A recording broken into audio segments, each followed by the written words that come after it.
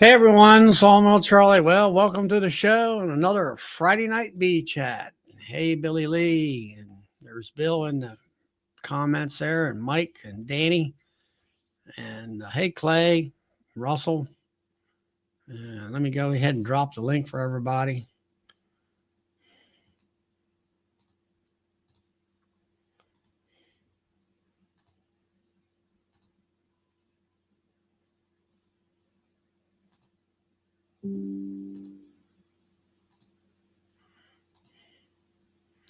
And it's up. Hope everybody's having a good time. Hey Pete from Colorado. Man, there comes Mr. Bill in.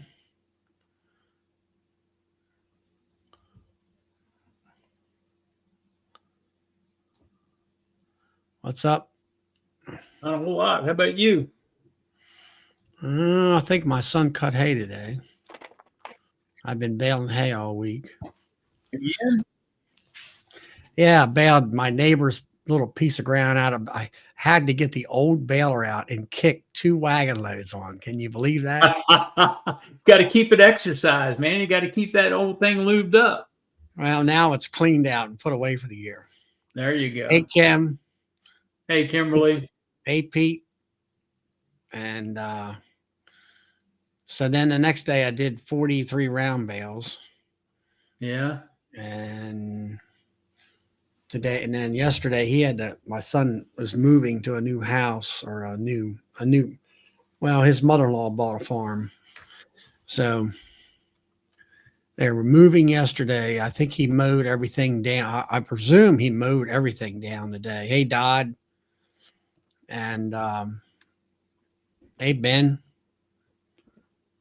And so I guess we'll be, bailing here in the next 2 days or so. Yep. You got your weekend cut out for you. Yep. I'm going to labor on Labor Day. Yep. We all do. So that's happening. Hey, Keith.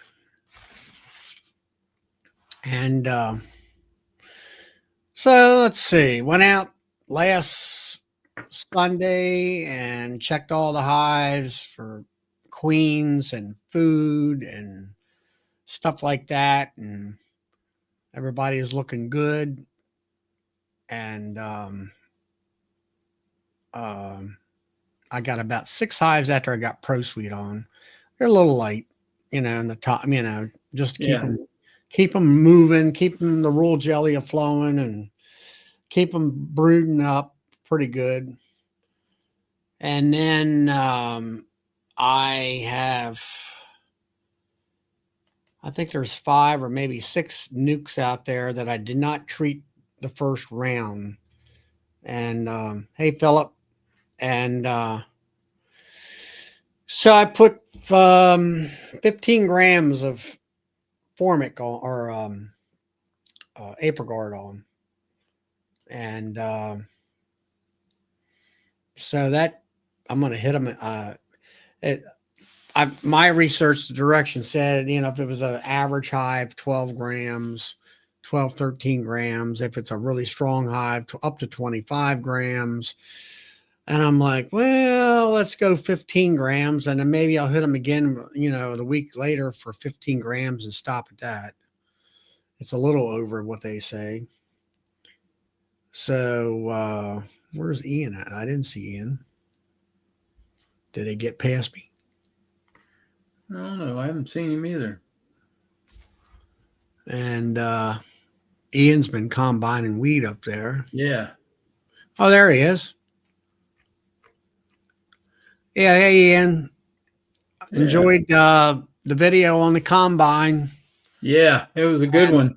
On the Massey Harris combine there. Yeah. And also the Lexan combines that you run.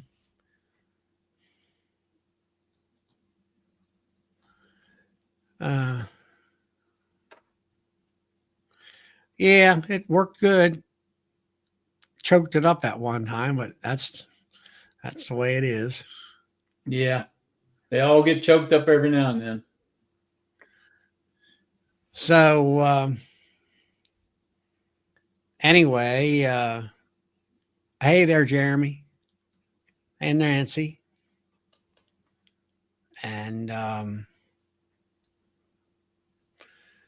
so I dropped, like, say, on those nukes.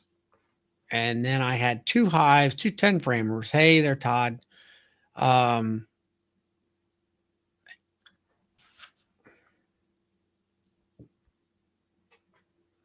let's see. Where's that? Where I'm missing it here. Dane Weaver have a Massey Harris Pacer down here. Ian was my dad's.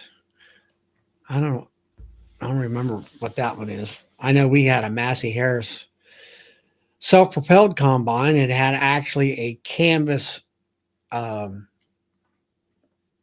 what do you call it, head on it, where you cut it and it laid on the canvas, and the canvas, brought it up to the beater to run it through the darn cylinder. Yep.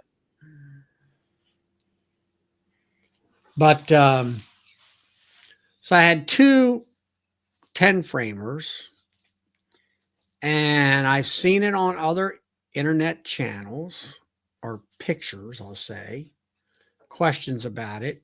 And I just seen another one here just recently where these bees had not been treated because they were new queens when I put them in there, and I didn't want to treat them since they were fresh, let them get established. So I went in there, I looked at their brood, and they're opening and recapping the brood, which you hear a lot of the VSH folks, oh, that's that's the trait. And I'm like, well, if that's the trait, and I got a lot of queens are kind of the same in this, because I made them myself off of the same one hive, then the ones I treated are not doing that. The two that I didn't treat are doing that. And I'm like, I just seen a thing on one of the bee pages off of Facebook, I believe, where they called it bald face brood, I believe it was. Yeah. And that kind of a thing. And I'm like, and one guy commented, you better check the mite load in there, which I kind of agree with that. And I'm thinking, is this something that the bees are doing as a last ditch effort to try to save themselves over these mites because they're infested? Could be. Know. I dropped 50 grams of Apricot on it. That'll do it. That'll work on them. Well, it's been 70 degrees here. Yeah, I mean, it's been the weather for it. I mean, it's been the best weather for Apricot there is, and also Formic Pro. And I mean, it's so Keith or now Todd out there in California, 102 and 103. Jeez. So Keith must have had a birthday. Happy birthday, yeah. Keith. So I went ahead and treated him. So we'll see what happens. And all that. I had a gal that I looked at. I called her up today. She finally got her mite asides in that she was going to use. I told her to get some Formic and get some Apricot. And I said, well, I don't, both of them, you could use either one of them, Yeah. So I said, but I'm like, I told her, I seen it being her brand new. I said, why don't you just use the Formic Pro and, put the strips on. I told her how to do that. And I said, go and watch a video on it and stuff like that and put them on there and do that for 2 weeks. I said, that's the easiest instead of drawing up stuff or making it, whether she got tins or not. Go ahead and put that on her. That would be the easiest one for her to start out with. Yeah. And then I said, if you got any questions, give me a call. But don't they make a 25 grand Apricot tin? No. They don't. 50 is the smallest they make. I thought they did. I thought I saw it at your shop. No, that's a 50.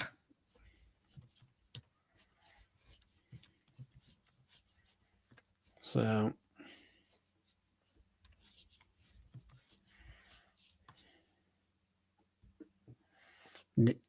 I know that you, huh? Nope. 50 is the smallest they make. Okay. So my question is, like, you got a person that's got 2 hives and they buy um a bunch of them tins. Yep, you can't. They come in a 10-pack, and um, there was a big thing put out 2 years ago about splitting them and selling them in as individuals. We're not supposed to do that. Well, my question is, it'll say like the one I was listening to this Chester County Bee Club up there, and she's talking about scooping out half of that product. Of course, Yeah, she can do that. it's like, okay, how accurate is that? Because That's true. How accurate is it? I said when you open it up, it's kind of like it's come out of a squirt tube, where Yeah. it's not smeared perfectly level or anything like that. Right. And then she was saying, well, what do you do with the rest of it? And well, I'm thinking to myself, well, what you do is you cut it in half and you put one in one hive and one in the other. That's what you do. Yeah.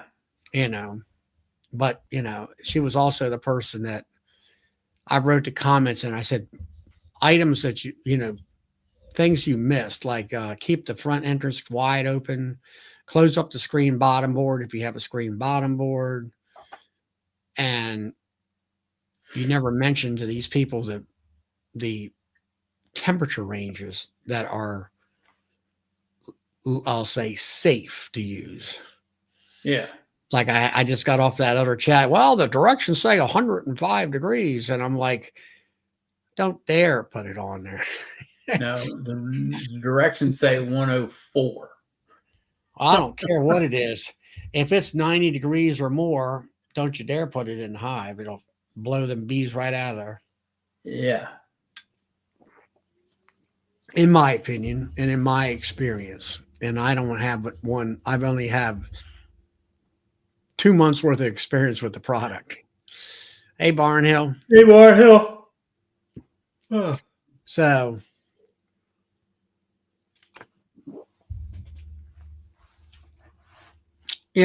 that's what I've learned so far this year. I can do, if it's 80 to 85, I can do, I have no problem putting 35 grams in. Like I'm Mr. Bracken, the Utah man. Yeah, Mr. Utah himself. Yep. What's up? And he's also, he finally had a rainy day. I can't believe it. How much rain did you get? We got one gauge said 1.5 inches, and the other one said in 1 inch. So you probably got 1.25 inches. Yep, that's what I guessed. Yeah, we got some rain. It made a difference. So now you were disking that field out there. Now you can plant it? Yeah, we probably will still wait till maybe the end of September before we plant. See if we get any more. We'll probably plant closer to the end of September. And what were you planting there? Just wheat, just a spring wheat. Yeah, we got one field. We got a plow. We watered it. We irrigated it to let the volunteer come up in the weeds and just to kind of get the ground ready, and then we'll go in and plow it. And yeah, we've been shut down for a little bit because it is wet. And I know 1.5 inches isn't much rain. People get that all the time, but for us, that's kind of a big deal. it made puddles. And you didn't have no rain for what, 4 or 5 months? Yeah, March was the last time that the rain gauge even recorded a rainfall, and it'll record quite a bit of rain. You know what I mean? They're pretty sensitive. It'll record quite a bit. But yeah, you guys don't go by inches; you go by tenths out there. Yeah. And it's like 2 tenths. I said, well, that's just a sprinkle here. That's like that's like just gets the blacktop wet, and it's like, yeah, all right, so what? Yeah, it was it was enough that I had to wake up and go stand outside at 1 o'clock in the morning. Dan Weaver says I get dew that will measure a half inch. Yeah. It was good. I wish, I'm not going to complain because it was good, but I wish it would have drug out a couple more days, and I wish we would have got another half inch to an inch. But I won't complain. That was well needed. Oh yeah. I just I sent you that thing about that Gabe Brown guy, and I sit there and look at your dirt, and I'm like, man, it sounds like to me what he was talking about, it would fit your situation perfectly if you could get some kind of a cover that continuously growed, and you could no-till stuff into it. Yeah. But not sure, but what he talks about with the regenerative farming, it's like, okay, well, how do you, he doesn't go into details on how do you plant this crop. I can get it with, I understand, I've seen it with no-till corn in residue, but I don't know how you're supposed to plant wheat and small grains like that. Yeah. And have, they're always talking about cover crops, and Corn doesn't do well in residue either. Yeah, because you got to get the planter in the ground. Well, that's the thing. If you don't have enough moisture to get enough soft ground, that no-till ain't going to go into the ground. No. And I've seen it around here. You get 1 year where she's dry. The ones that had tilled the ground had better corn growth, whereas the ones who just did no-till, the ground was so rock hard that they would hardly grow. Yep. So I don't know. I don't know much about it. I don't have to worry about it, but it's gambling either way. Yep. So how's the bees, Bracken? They're good. I pulled my honey. I'm actually going to harvest tomorrow morning. I'm just going to start extracting it, and I've got 50 deep boxes that are full. Well, they're not. You know how it goes. You have some that's got 2 or 3 empty frames, and then I got one that's got 2 or 3 good frames, and then but then I got some that I can't even hardly pick up and move. And yeah, they're like 100 pounds. Yeah, so I don't know. I don't know what I'm gonna average. I'm excited to see tomorrow. I got 50 deeps to do, and then I look at your videos. I'm like, what makes honey out there? Because all I see is desert. Yeah, this year was crazy because it was so dry. I have no idea where. I mean, they had to have been getting it from the alfalfa and the clover. Yeah, definitely, if they let it bloom. But man, it's been, I don't know. It has been a dry year. And my mentor, he told me like 6-7 years ago they had a really dry year, and he says they didn't get crap for honey. But now this year, this is drier than it was that year, and he's doubled his honey too. Who knows? I don't know. They're amazing little insects. Yeah, they found nectar somewhere if they made honey. Yep, they did, and granted, I do have a few more hives than I had last year, but the few more hives that I have, I don't think is what's going to really make because a lot of the hives that I have that are more are still just little. I'm not getting a lot of honey off of those hives because I'm keep letting them keep a lot for the almonds and stuff, but I have the same amount of production hives, I think, as I did last year. And last year, I think I had 30 boxes of honey. This year I have 50. So. Well, now you show where you're bringing in like those production hives from the almonds and you put them out in that one field there. Is that your honey production hives also right there? And then you go up to the mountain or right at the foothills, as I call it. But I only see 3 or 4 hives right there. I mean, that's like nothing. Yeah, that's just my father-in-law's property, and he wanted a few up there, and so I keep some up there. Just kind of, there's a couple people around there that got some orchards and stuff, and they just want some. It's more for their peace of mind than it is really for anything. But Mhm. yeah, the big yard down on the lower farm, that's pretty much the honey production. And then I have one right here by my house that I've kind of been using as a resource yard. I use that for my queens and shake bees, and if I need a brood frame here and there, that's kind of been.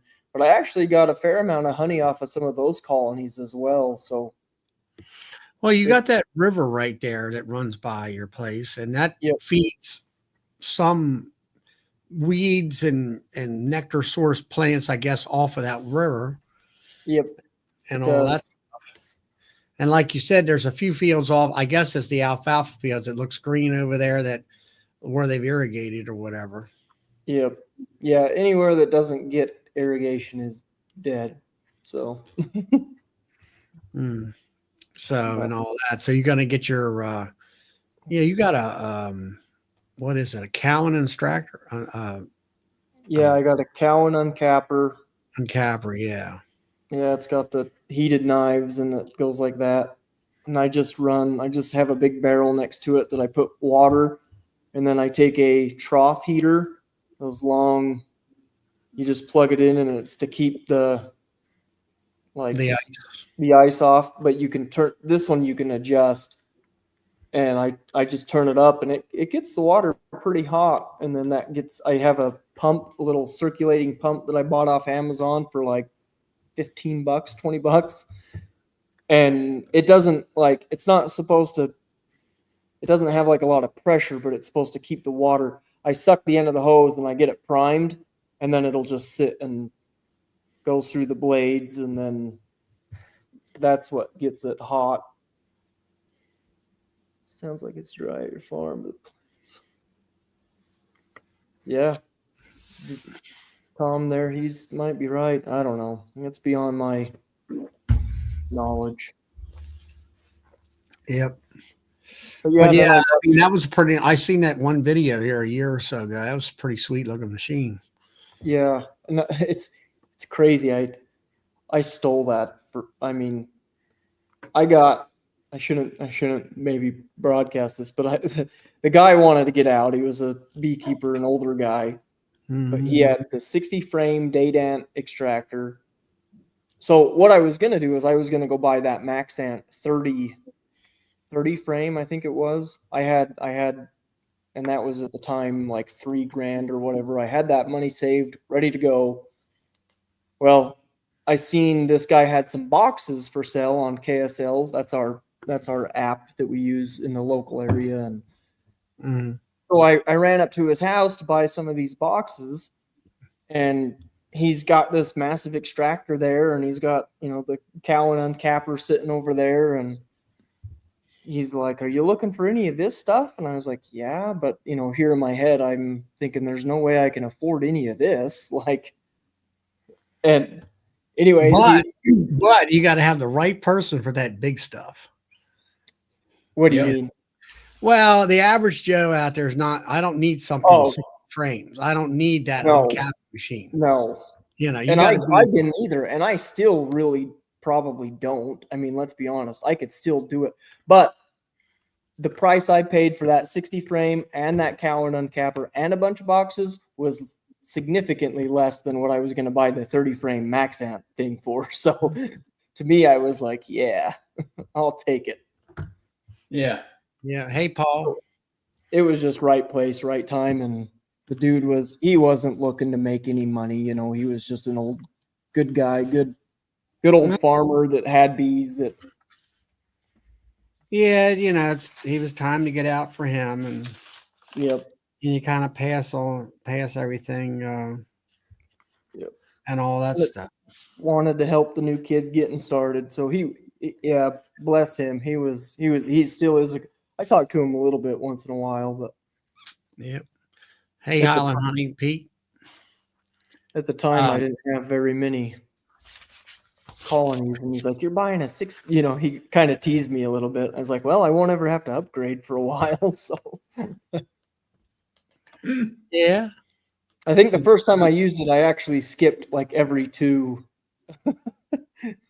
things to keep it balanced because I couldn't fill the whole You thing have up. to, what was it you were saying about the uncapper that he didn't, somebody didn't He know didn't know how to what it put was. He He had didn't know never what it used it. was?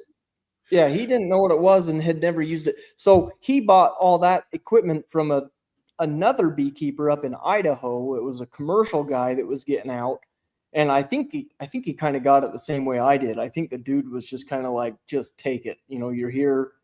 Because he actually had 2 60 frame extractors, but I only bought the one. I think he still has the other one. But yeah, like I said, this was a commercial guy, and he's like, I never used this. I'm not sure how it works. You got to have steam. That's what he told me. He's like, you got to use steam. And I was like, I bet I can get that to work with water. I mean, I think you could use steam, but Mm. it works just fine with the water and how I do it. So, Yep. Hey, Mike. hey, Yeah, I mean, you look out there and now look at you, you're getting close to, you're definitely using the uncapping machine for sure. oh yeah, that thing's. And then the 60 framer, I guess you're putting 60 frames in there. Yeah, I And fill it up. you fill it up now. Yeah. So, I mean, that's takes 6 boxes, 50 boxes. I'll have to fill it 8 times, 8 and some change. Well, not bad. And as far as I know, when it comes to Max Ant, they don't make anything over 20 frame extractors anymore. Don't they have a 30? I don't Oh know. no, maybe that's the Hilco. Maybe I'm thinking Hilco.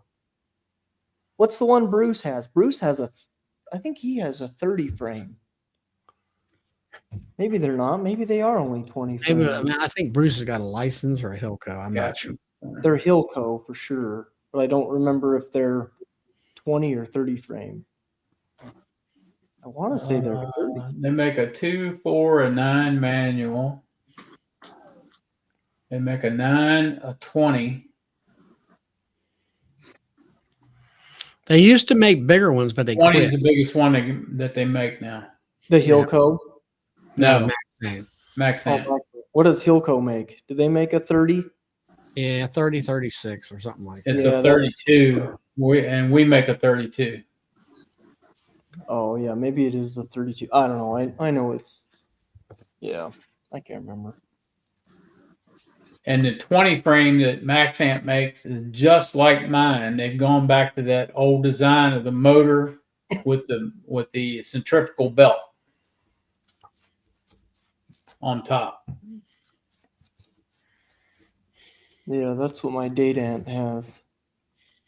It's got that belt on the top that spins. Yep. Yeah. But Have you guys already pulled all yours and done? yeah, we're done. I've Oh been yeah, we're done.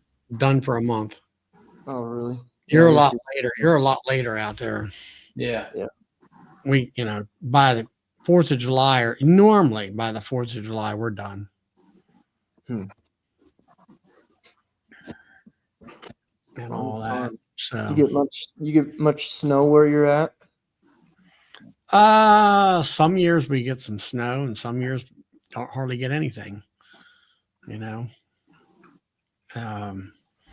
We'll get, sometimes you get 3 or 4 inches, that's maybe 6 inches. And then like about 10 years ago, we had about 3 feet, and we were like, everybody was snowbound, in their house. They couldn't go nowhere for a week, and which is unusual for us. Yeah. Hmm. Hey, Darren.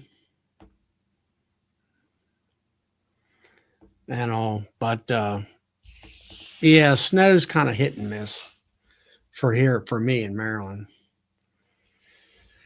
I don't know. It used to be when I was in the 70s and stuff, the snow kind of got to the point where it never snowed the whole winter. Yeah. And then now it's kind of going back the opposite way. It's starting to snow a little bit more often. Hmm.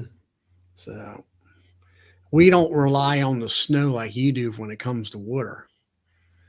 Yeah. And Yeah. see, that's the thing about, the way you, certain areas out there, you all plant spring wheat, and that's that red wheat they talk about.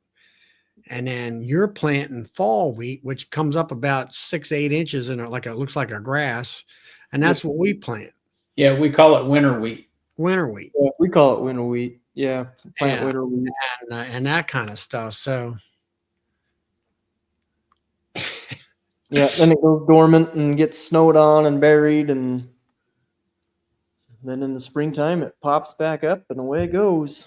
and really, it's better to get it covered up with snow because then you got the nitrogen out of the air that goes down into the ground and boosts it up. And actually, the snow acts like a blanket for it, Yeah, keeps it as long warm. as you don't plant too early. We did that one year and it got way too tall. It grew way too fast.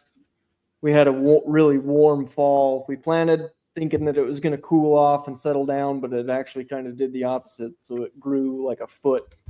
Then it started to snow, and it actually killed quite a bit of it. Carpeted it, laid it down and killed it. Mhm. But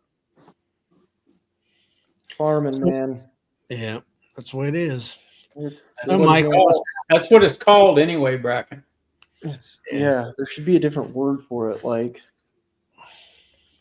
I don't How to know. lose money. Yeah, gambling. So, yeah, Michael, yes, it's what have you gambling. been doing out there? Making stuff? Mike, Gone again. gone again. There Keep he is. losing. Back. No, I'm trying to. Can you guys hear me? Now I can. Okay, I'm outside in the garage and I couldn't hear very well, so I went to get some earbuds just to try to hear. But my phone tried to make me talk through the mic and cut things off, and I'm having a time out here, but I think I got it figured out. Hmm. I can actually hear you guys, so Hey, drop time. Hmm.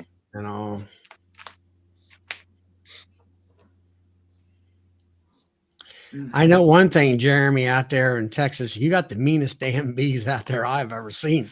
I mean, God, they're like all over that guy in that suit. And I mean, how in the world did you keep them out without getting stung to death?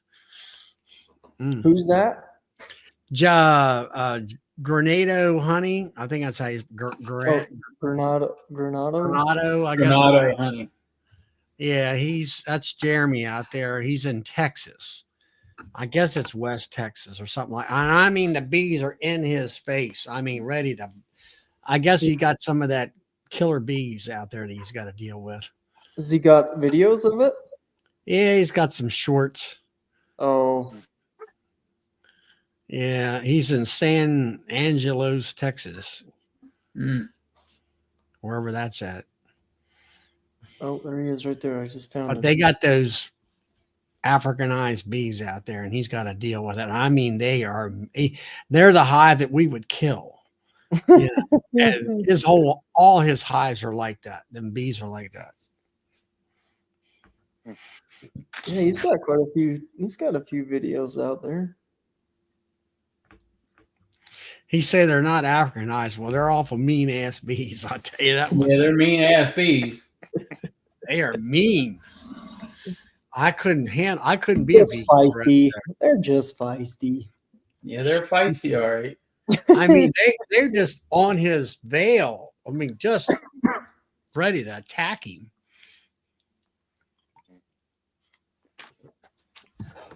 But Oh yeah, the one day ago. Yeah, I see it. Wow, they are all over him. they're just mean. Uh, But yeah, the only thing we're doing here on the farm, Bracken, I'm baling hay, trying to get second cutting done. And we wait. Yeah. And you now, guys have to worry about moisture. We have to worry about not having moisture. yeah, we just bought a new tedder. I know you don't even use something like that. And then I see those pictures of those guys that got balers out there. They got a steam machine on the front of them or something. Yeah, to add moisture. Yeah. Wow. They got this thing. It's got probably 300. I don't know. It must have 500 or 1,000 gallons of water in it, and it's a steamer, and it's steaming the darn hay to keep the leaf. I guess it's alfalfa to keep the leaves on, Yep. and so they can bale it. And then used to be they always had lights. They always baled at the middle of the night, and by I've heard them. I've read articles where, about 5 o'clock, we got to quit. 5 o'clock in the morning, we got to quit because we're losing the dew. They do everything. They do everything at nighttime out there. And we do everything we can to get the lowest moisture we can. I know. Yeah, there's a steamer. Yeah, there it is. That's it. Yep, that's it. That's a steam machine. The steam Jenny. How many horsepower that tractor? About 250, 300?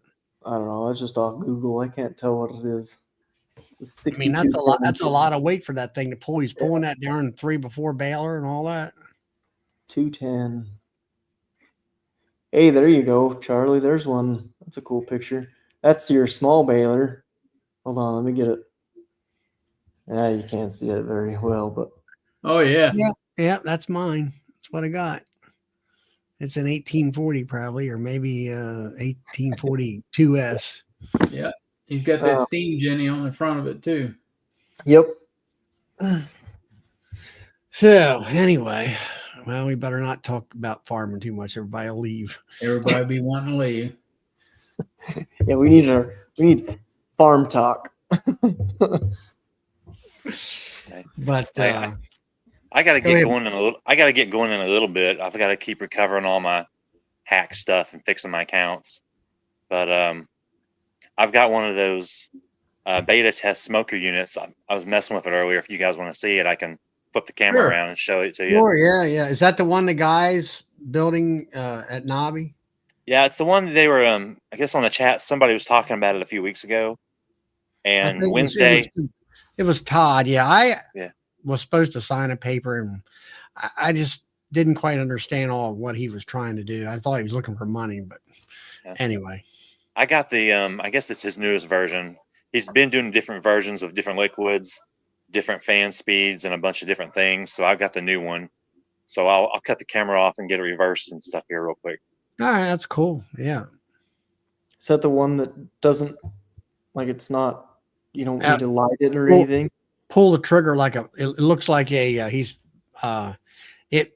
what I seen on the other video, happened to see it on the YouTube. It looks like a DeWalt drill. Yeah.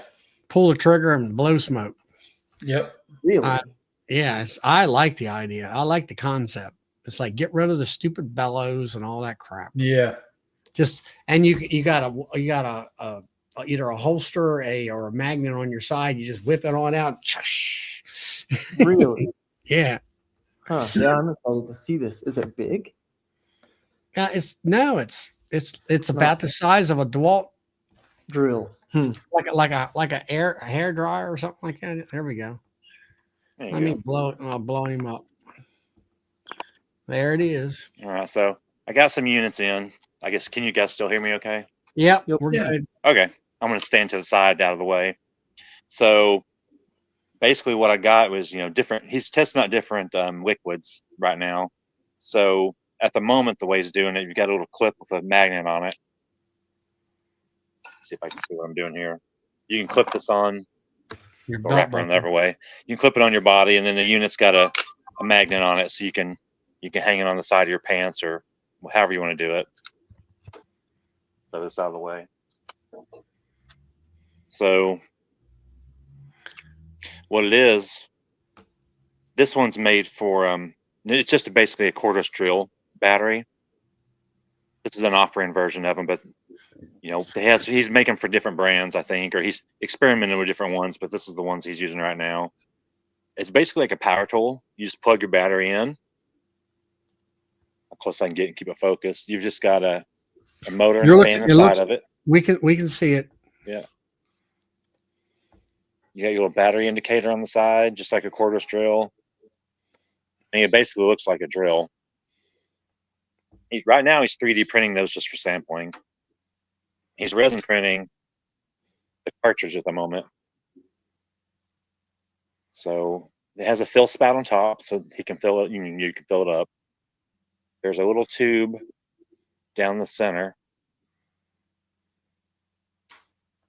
And in the back, there's magnets up here that help hold it in, and magnets on the bottom that help hold it in. Then this little heating element, basically. And it's as simple as you just take your unit, it pops right in there, it's not coming out, pull the trigger. It's just instant. I like that.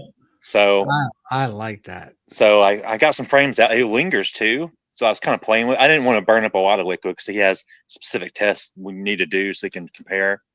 But you can just pull it out, smoke them down, and the residual hangs and gets down in there deep because it just keeps coming up and out, Wow. and it just keeps coming. Is it like actually smoke though, or is it like a No, steam? it's. I'm not sure what he's mixing it. It's some type of a carrier liquid. I don't know if it's like a mineral oil or what it is. It has that feeling of like that mineral oil residue on your fingers. And he's just doing different kinds of other scents and things in them to see what the bees react to more, and trying to find the best thing he can get for reactions. What does it smell like? It's, I can't even describe it. It just smells. It almost has like a new car smell to it. That's the best thing I can think of. But like this one is N4. I've got another liquid cartridge that's like a B2 or something. All these beta testings he's been doing with people. He's just trying out different amounts of different liquids to see what works best. And he's actually printing different fans to get different amounts of air volume. He said he's got a couple commercial guys who's testing this model. And he already told me that they told him if it's a breezy day, the fan speed on this particular one isn't so great, but if it's a calm day like now, it works pretty well. So he already knows he's going to have to do some tweaking on this one. But all his different versions have been some version of this. I mean, and it's instant. I mean, it's been sitting here. There's no preheat. So you just pop it in, pull, and it goes. Interesting. Yeah. Todd there, he says it's like a vapor similar to smoke. Yeah. It's kind of like a vape pen almost. That's the closest thing I could think of is a vape pen with a trigger. Yeah. Yeah. Todd said, Michael, that the B3 cartridge worked best for him. Let me see whatever one I have. I've got N4 and I've got B4. I don't know what they are, so he's got he has instructions. He gives you, kind of how to run your tests and video and time stuff. So I'm going to do mine like he wanted. I'm going to do some other little things too. And I'm going to light my normal smoker too. So I'm going to try, instead of doing a few on this hive and a few on that hive, I'm going to try to do them in sets and give them hours, in between, and kind of hit everything equally to see how the bees all react to them instead of one hive acting one way and a hive reacting differently. Yeah, let me grab the case. So I don't know if he's selling it like this as a kit. This is how he's shipping them. So you've got your little magnetic holder piece. Then it's just like a normal case. You put your unit in, your liquid. You got another place for your other liquid. You got your extra battery in here in case it dies on you when you're running. And he's not real sure how long the batteries last because people have been timing it off hives. So he said some commercial guys, one guy told him it lasted 35 hives and another told him the same unit lasted like 220. So it kind of depends on how fast you are. So I'm gonna try to get an idea of just in terms of straight minutes of holding a trigger down, using it, kind of roughly what you get. That'd be good for the mountainside when I'm so scared to use a smoker up there sometimes if the wind's blowing. Man, if I had an ember or something drop and you've killed the mountain at that point. Yeah, and we just came out of burn ban here. I mean, it's been pretty nasty. But yeah, so I don't. Interesting. I don't know what the liquid is, but it leaves a little residue on your fingers. You can kind of feel it there. That's what it reminds me of. It's like if you're fogging mineral oil. Hmm. But yeah, you can kind of see. Let me pull that out. Other than the blower motor, the whole heating mechanism, to get it focused, it reminds me a lot of just kind of the way a vape pen is set up. Similar principle. Yeah. You I juice know through that. it. You got your tube, and you've got your exit Yeah. tube, and that's it. It's not a whole lot of stuff to break on it. Yeah, because that's the that other one from that other country, that Bellows model. Yeah. They got a bunch of parts that you got to, like I'll call it the heater part that heats that liquid up to make the smoke. Yeah. The It glow plug. The glow plug, it Yeah. seems to go burn. It seems to be burning. It burns out after so long. Yep. There's a bunch of different parts that you might have You to know, replace. I won't say frequently, but fairly, I'll say somewhat often. so just like a drill, if you're doing a lot of hives, you've got this bigger version of a battery. But if you're just a hobby person, you could always put the little stick in to lighten it up and just shove it in your pants pocket. Really, I'm gonna try both of them out. But it's really the battery's the heaviest thing on it. It doesn't weigh anything. I mean, this whole thing weighs less than my smoker, and the battery's probably 80% of the weight in it. I mean, it's real bottom heavy.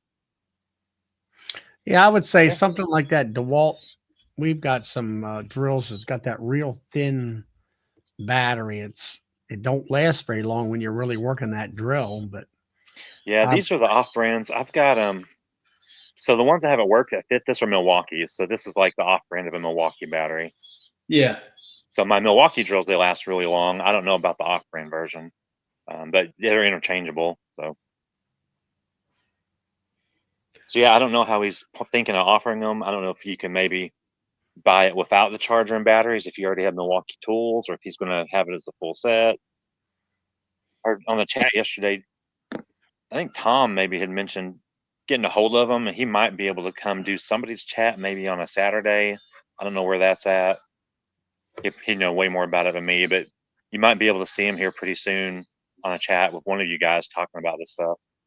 Yeah. I mean, if he markets it with the charger and the battery, there's nobody else that sells it with a charger and a battery. I can tell you that right now. I asked him, I'm not going to speak for him. He doesn't know a final price because he doesn't have a final design. But that bellow style, I think he's wanting to keep it in that kind of range. So it's not like crazy, drastically more expensive. It's going to be in that neighborhood as best I can tell from talking to him. Yeah, but I like the idea that just pull the trigger and go. It's like going from it's like looking at when cars you developed the first car and it was kind of based around a buggy, with a stick in the front of it for driving the wheels, and finally Ford and them said, no, let's completely redesign it. And that's kind of where that other thing is. They're still holding on to the bellows theory concept instead of going on into something modern. Yeah. Good night, guys. I got to get going. All right, Bracken. We'll catch you later. Thanks for coming in. Yeah, thanks take for this letting me off of drop here. in. Yep. All right, see you now. Let me see. It's got a pretty good travel. I was just going to kind of shoot down. I've got it on 4 medium boxes and then those in a deep. I was going to shoot some down in it and see if it's making it all the way to the ground. Just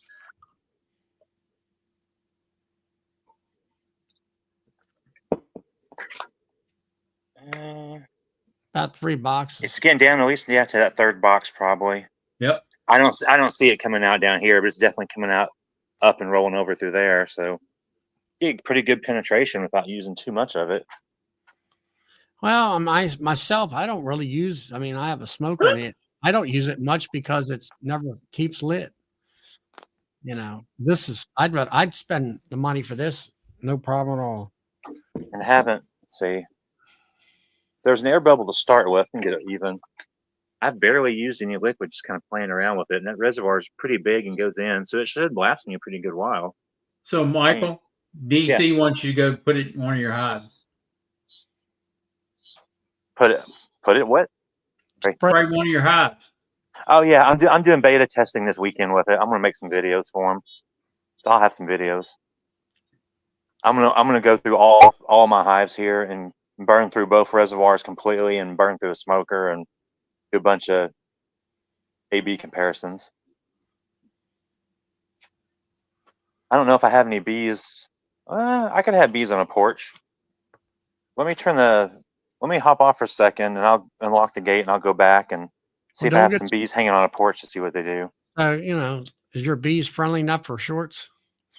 If I get on the end and just give them a little bit and get away from them, I might only have a few chase me. But yeah, hold on. I'll be back in just a minute. All right. All right, DC. He's taking you up on it. DC's last comment is no, don't do it.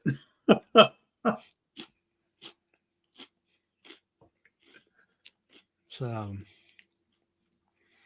anyway, that's a nice looking. I like the. I mean, he had some preliminary type of machines at Nobby, Yeah. the manufacturer. I mean, they were just different types of ideas and configurations and things like that. Hey, Rick. Hey, Rick. And all that kind of stuff. But that's what we're waiting on, Tom.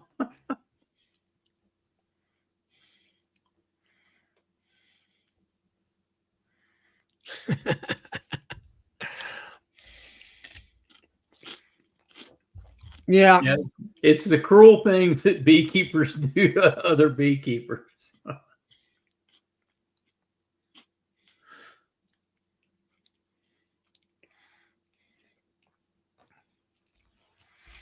So anyway, that's what's interesting.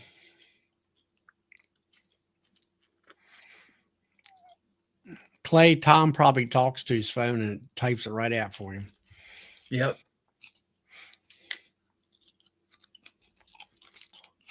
I think that's what Clay's doing. Huh? I think Clay's talking in his phone and it's typing it for him. Right. Hey, Gary.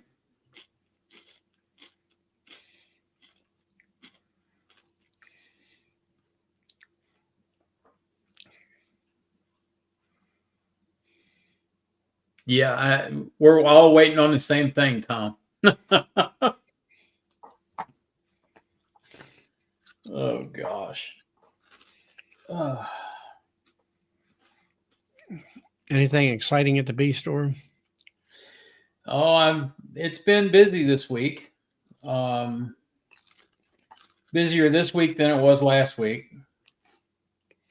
So I'm getting ready to run a big sale on Formic Pro. So. Well, it's that time of the year. Yep, it is. Here we go. Here comes the fun, guys. Yeah, this is going to be interesting.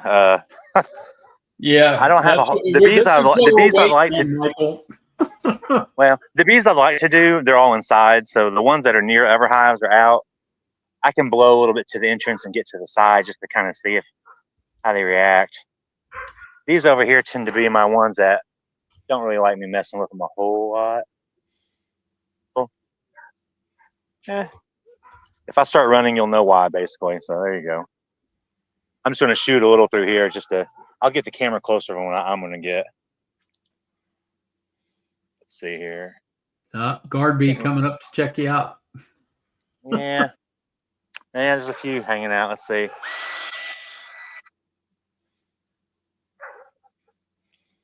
So it's got good distance, though. Range on it. Are they moving in? Yeah. Oh, they came to find me. They ran in, but then a few started following me. So yeah, there's a few still following me. So I better. So when I have my normal smoker, I'll just put it in front of me and blow a little smoke on me or on my face and walk through it. This, I don't know if I'd want to, just because it has that mineral oil residue. Yeah. That'd be the only thing, the way I do it. Sometimes I smoke my jacket and pants down.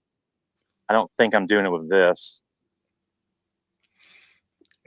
Todd just said, "Go ahead Todd and said, knock on the hive.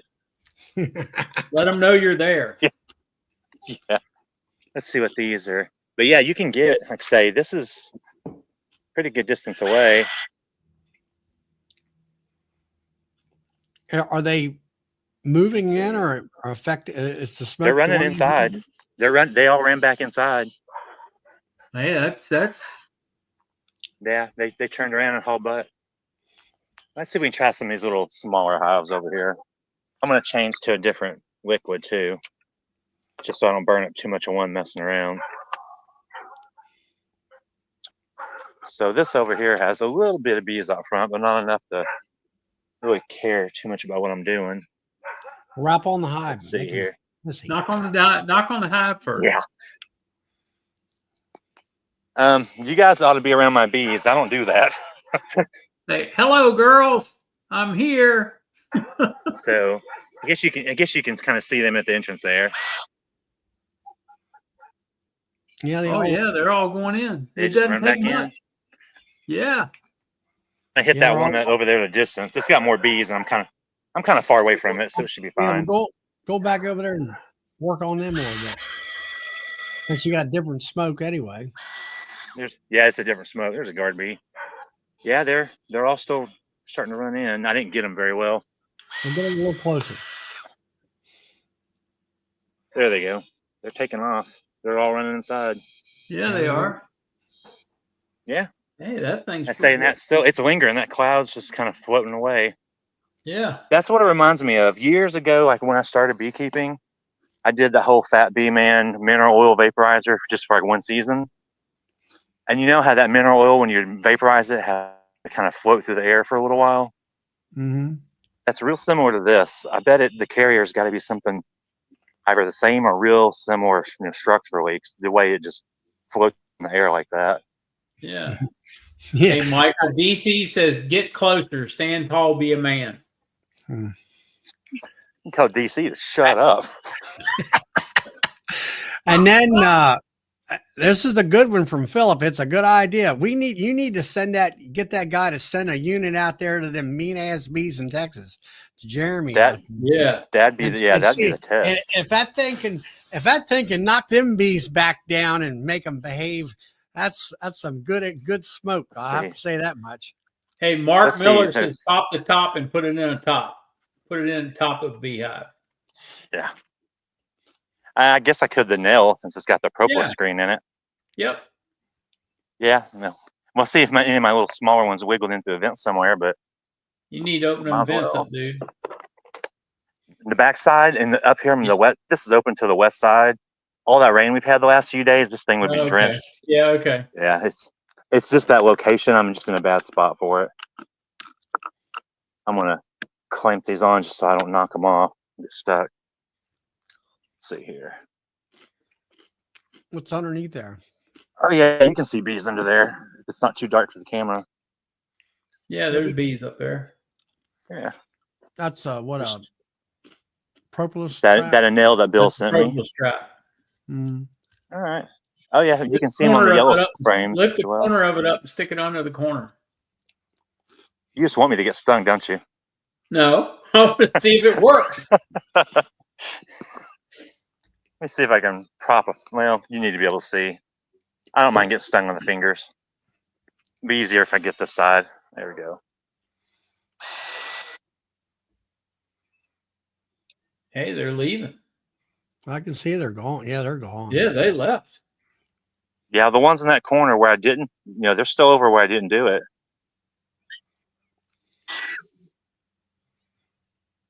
They're getting out of Dodge. There they go. They get moving. Yeah. So DC doesn't get to see me get obliterated by this hive now, I guess. But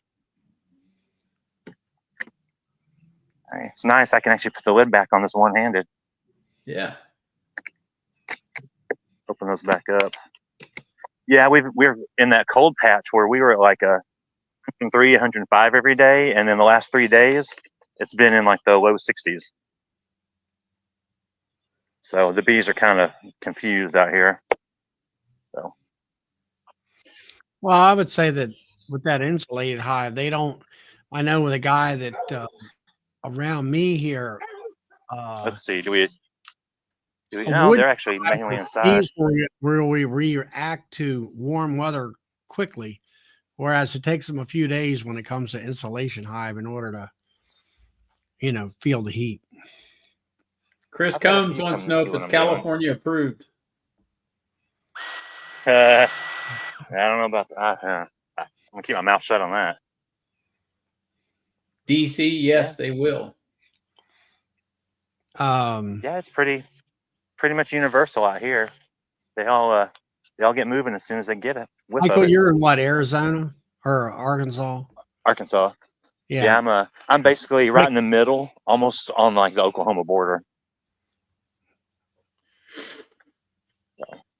he's close to the Oklahoma border there in Arkansas, Rick. Now that Yeah, they you know, have like their we're, heads down, take the box top off. you know, yeah, like like I-40 where it runs right through the middle of the state. I can be on I-40 in about 8 minutes, and when I get on the highway, I'm about 5 miles from the Oklahoma border. Our factory is in a straight line, half a mile from the Arkansas River. We're down the river bottoms.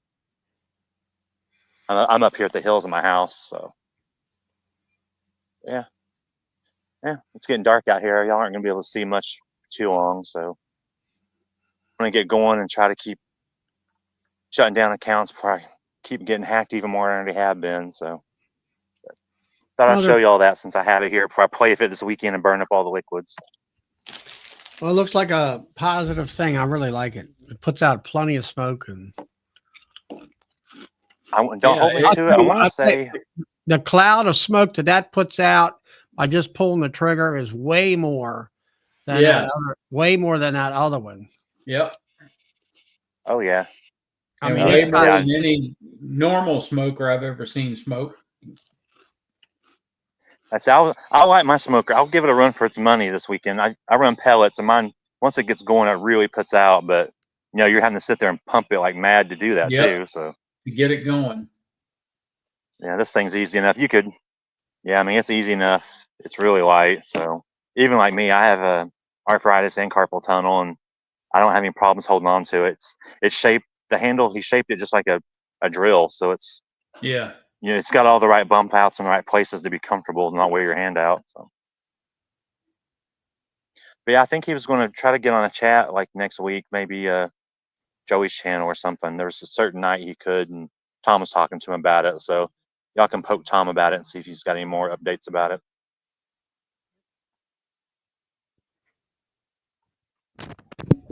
he can come on at mine or He Bill's. had like just a very couple specific nights he could. And I think it was whoever. I think they were trying to figure out what night he could, and just whoever happened to be on that night would be where he'd go. Because he's pretty busy, I guess. Mhm. I want to say that Tom said something about maybe the 6th. So I think that's why they're thinking maybe he'd be able to go on Joey's or something. I don't know if that's changed. I don't know. I know he's talking to him about it. So I could text him and ask him. I could get off here and text him and ask him. We text back and forth on and off about designs and testing and watching stuff. So Yeah, Be a Honeybee says it's September the 6th on Joey's channel. there you go. So yeah, he'll be able to talk a lot more about it. And like the liquid, I'm just going to make the assumption that that's going to be a thing that he keeps secret and sells you in a bottle to refill, but I don't really know. Well, he's got several different varieties of it and see what does the best job. Yeah, I mean, after he once it gets down to what he thinks is the best one, that'll be the only liquid there is. So he's still got all the things that manufacturing, and this is all 3D printed. He's gonna have to have injection molding and these little cartridges he resin 3D prints. He tries to do the scale. That's going to be the tricky little thing, and all the assembly. So I don't think it's going to be anything that'll be out, ready ready to go and buy at Nobby or anything. But he's getting a lot closer, and so it seems to work a lot better than some of the old videos I saw the first one. So I'm really liking it. I'm waiting for it to come out. I'm going to buy one. So. Yep. Looks good to me. It's the All most right. promising. I'm gonna get out of here. So I'm gonna get All out right, of here. Mike. I'll talk to you guys later. All right, Michael. All right. Have a good evening. See ya. Y'all too. Bye. Bye.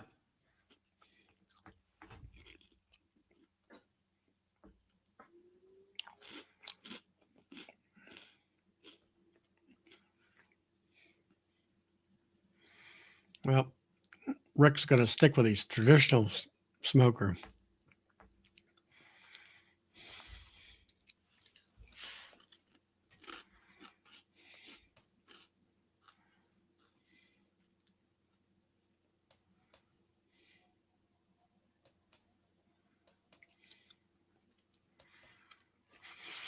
I'm sure that, Todd, I think I'm sure, if he's any kind of a business person, he'll probably do that. Yeah.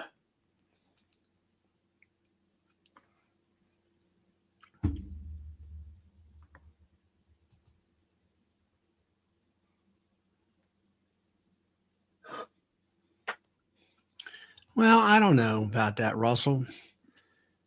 Couple highs, I'd have that thing. I got 26 highs. I mean,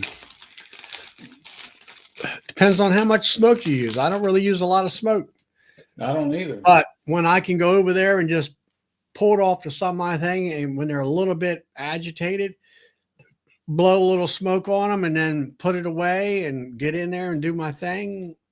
Yep. I don't know, Rick. It ain't for sale yet. It's still in the testing phase, but Yep. I like the concept of it. It's better than that other thing from overseas. Getting rid of the bellows where you can just pull a trigger and go. Yep.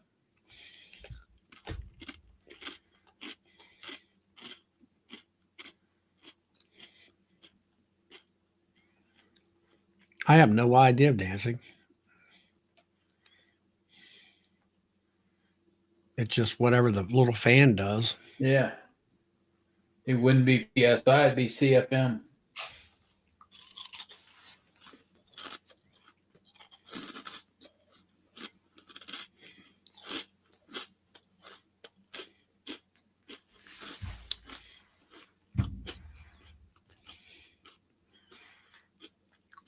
Let's see.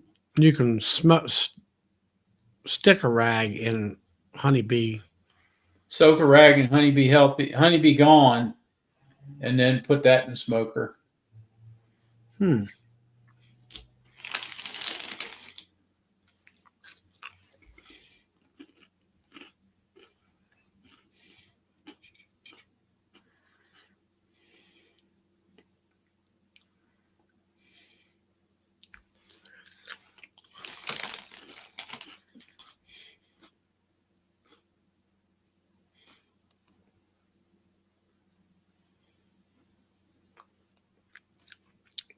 Dan said, I can't keep a smoker lit. I don't know.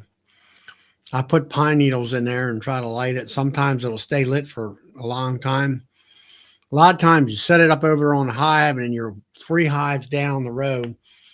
I'm like, where's my smoker? Well, it's back up there because I finally get around to using it. Yeah. Most of the time I just open it up and just start working.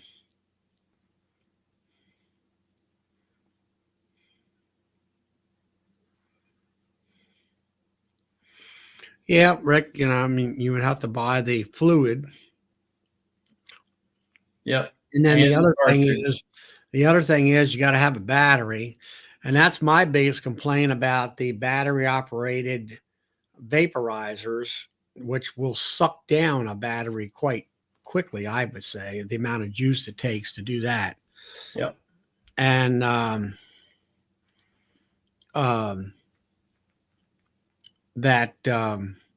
that's why I like my ProVap with the generator. I'm already set up to begin with, and every time I turn around wanting to drill a hand drill with battery operated, the darn battery is always dead. And if you use it a lot, you drain that battery quick too. Yeah. Hi, Dinah.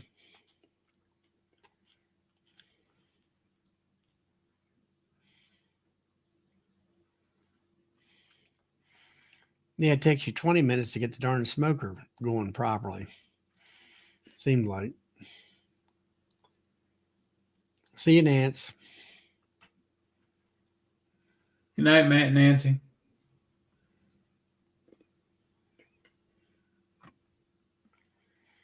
Yeah, I tried the barbecue or I used the torch myself to light it, but it used to be I had one where I lit, heated the outside of the steel. Well, that after a while that steel weakens and now you got a hole in the side of your smoker. Yeah.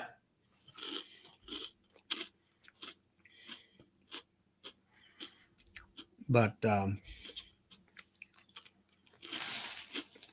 well, we'll see how it goes. Maybe a year from now they might have that thing on the market. Yeah. Like we use jute burlap, and once we get the burlap going, we put smoker pellets on them, and then keep it going that way. Trying to find burlap's a big one. I can get it. I get it by the roll when I get it. I don't know. I go out to the trees every fall and get it for free.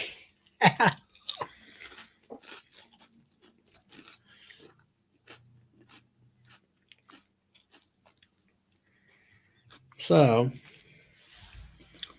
what kind of have you had your numbers yet for your sale yet? You can advertise or No, I don't have the numbers together yet. I'm gonna be finishing those up this weekend. The sale will probably start Wednesday.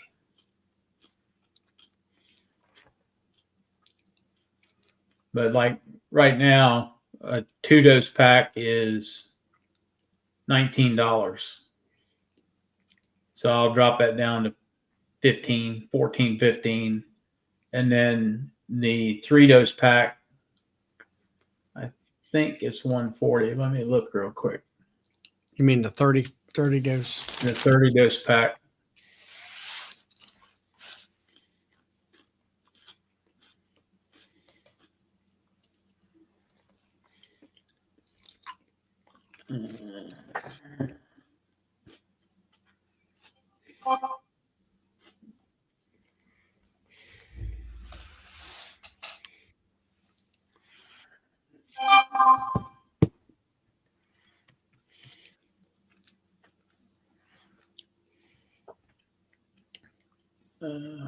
Come on. So anyway, like I say, tomorrow I might go out there and I'm going to hit those nukes with another 15 grams and check those 210 framers. I know I put 50 grams on a week ago. See where they're at. I know they say you're supposed to wait 2 weeks on that part of it. It's 140. I'll probably drop it down to 125. It's kind of what I'm looking at right now. So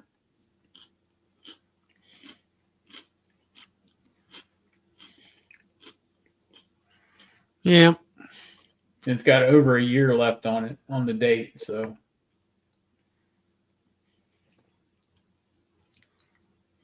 I try to buy fresh every spring, but I got to get rid of what I got.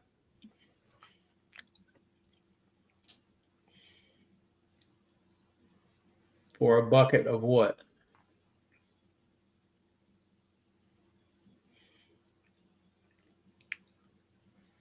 For a bucket of what, Dan?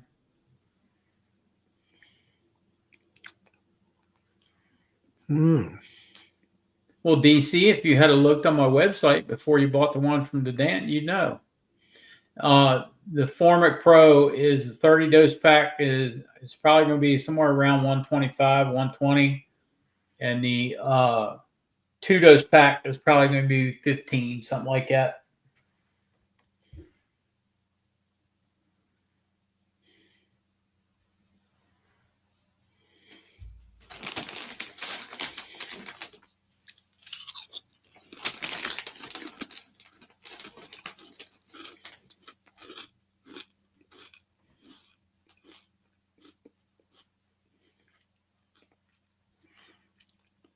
Yeah, I have a day dance smoker, but actually, I kind of like my man Lake. The one guy up there in Ohio, he talked about the bellows, and the bellows springs is weaker. It's easier to squeeze.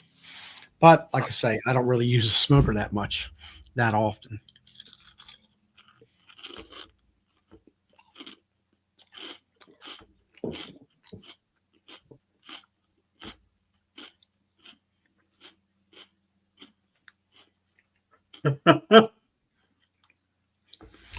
She said, "What is it? What kind of smell?" From the ascent cloud. From the Yeah, what was a string scent cloud? yeah. Hey James, my website is shenandoahbeesupply.com.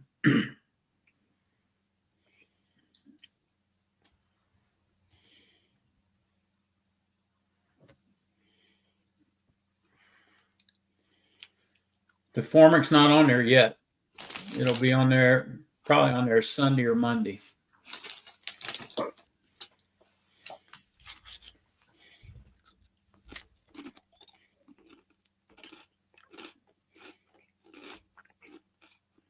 Yeah, Dan, I got one that was made sometime in the early 1900s.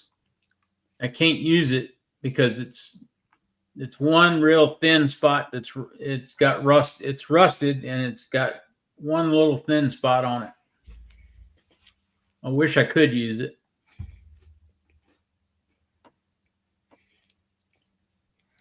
So, Dinah, what have you been doing? I guess you've been doing OA prior to checking.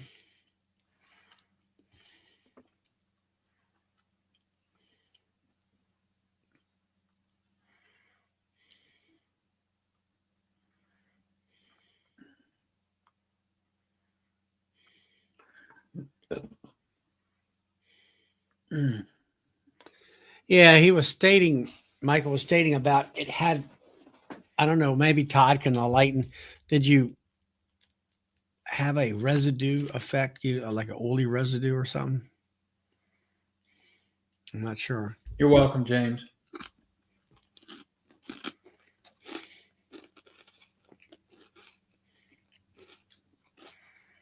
I don't know. You have to see how that goes. Yeah.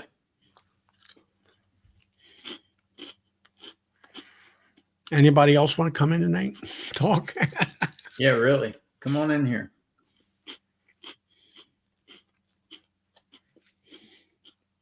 I did talk to Will today. Do they? Okay. So had a good conversation with him. He was on his way out to feed bees and treat bees again. So finish everything up when I talked to him. So Yeah, we got together Tuesday night, went to dinner along with another guy. yeah, and then he was going over and finish extracting. So Here comes Darren. Yay. yay, Darren. Long time no see. I know. I haven't been on quite a while. April, actually. I haven't been on since April.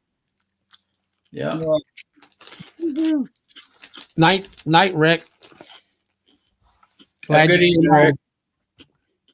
Glad you come on. So what's up? What you been doing, Darren? Trying to wrap up my beekeeping. This is my time of year. Wrapping up the bees, getting them ready for winter.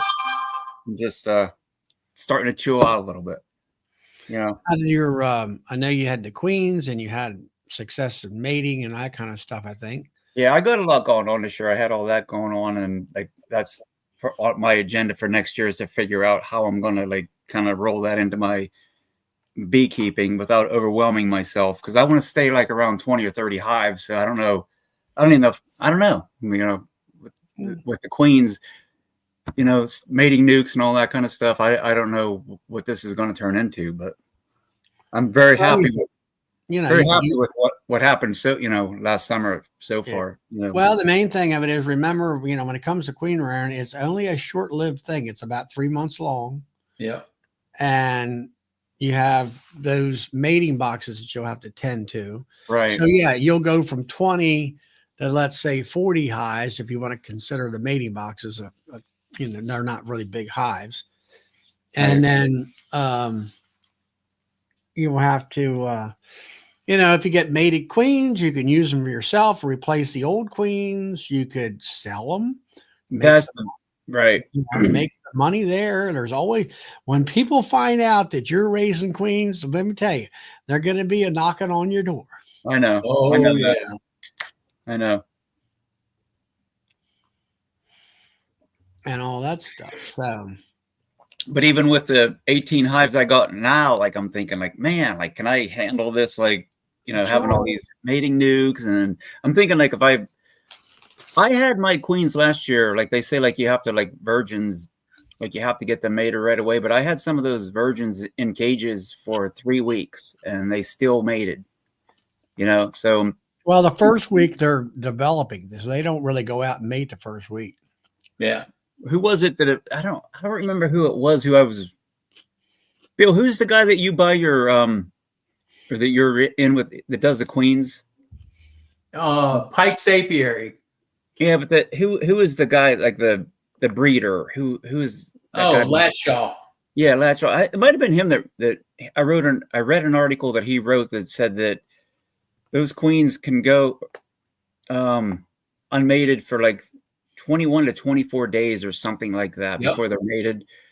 And that's about what worked out for me. Like, it was 3 weeks before I got those queens mated, and they made it successfully. So that's kind of, if that works out for me every year, basically, I mean, it's that buys me a lot of time.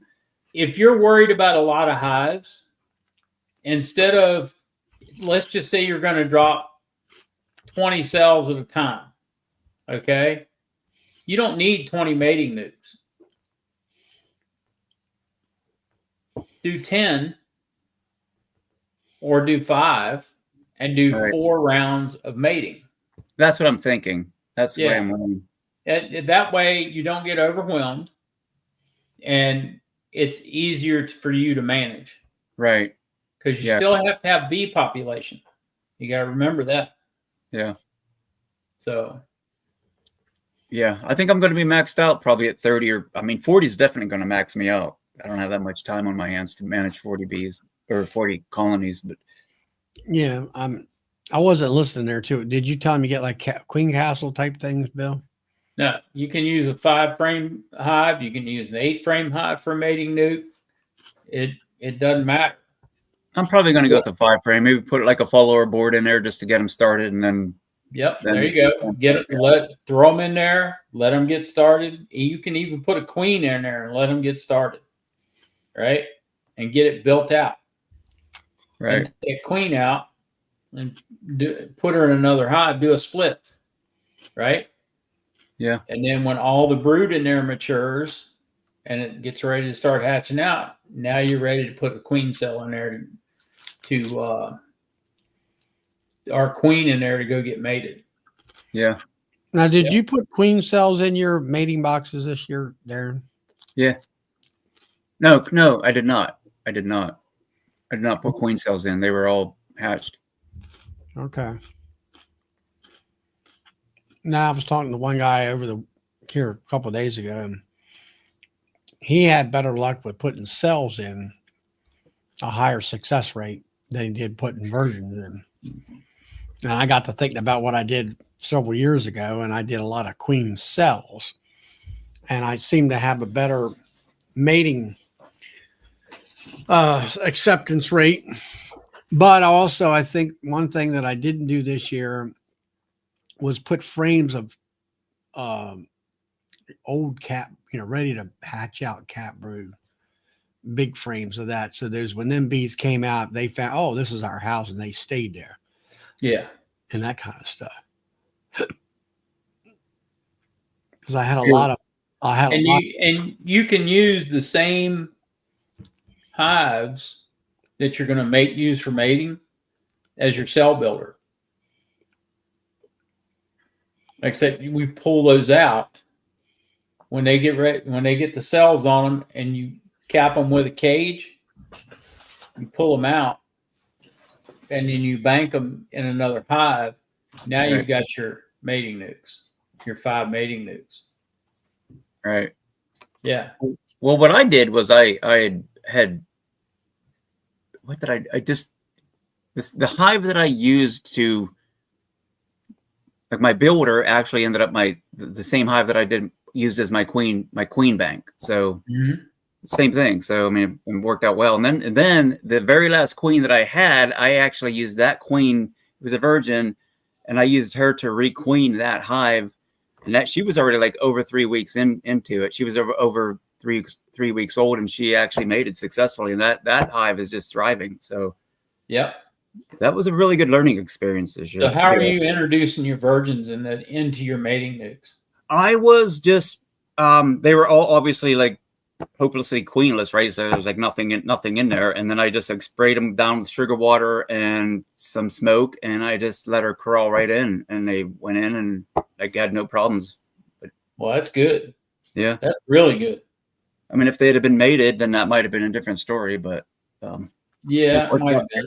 Worked out for me. So yeah, I mean, there's so much to learn about this, and then you don't realize that how much there is until you start getting into it and researching it, and then so then you take a class and you figure out, wow, I can do this. Yeah, well, but everybody has a different perspective on it too. You see all these experts on there, like these queen breeders, and they all a lot of them talk something different. So Corey Stevens, he's got a different perspective.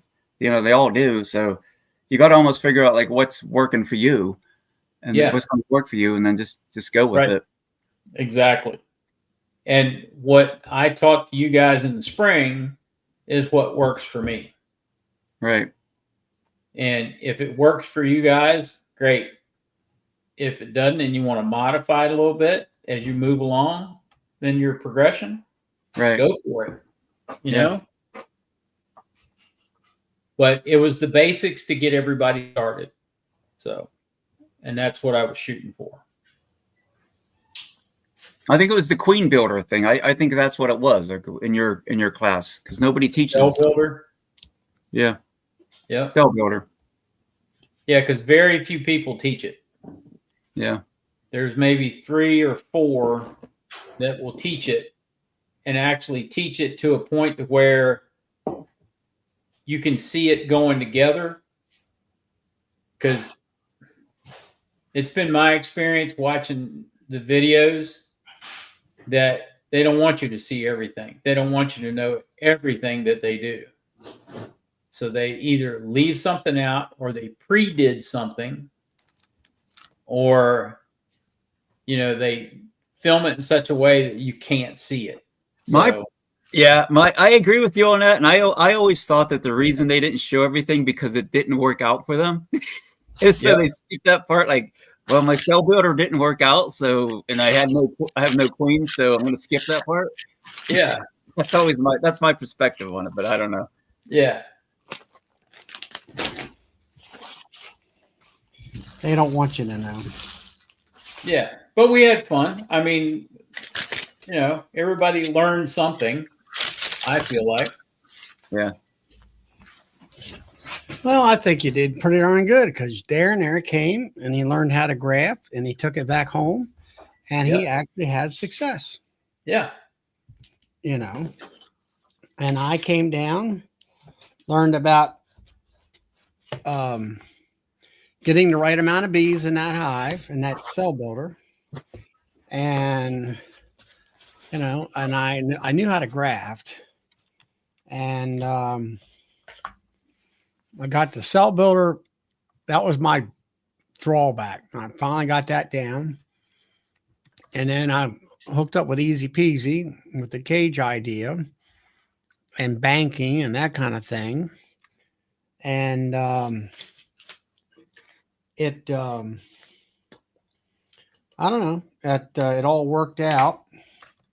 And that was my problem too, Charlie, was the cell builder, because comparing the cell builder that I did this year, based off of what Bill had taught us, compared to my other cell builders, like my other cell builders had no bees, right? I mean, I was trying to do it with no bees. And, yeah. And that's the thing. I watched multiple people's. Somebody was on the internet, and they took the top deep off. They didn't see no bees in the top deep. Took it, they're acting like they really got a hive here. Took the top deep off, and then they started seeing bees. And then when he really got down into that deep box, you might have had 3 frames of bees.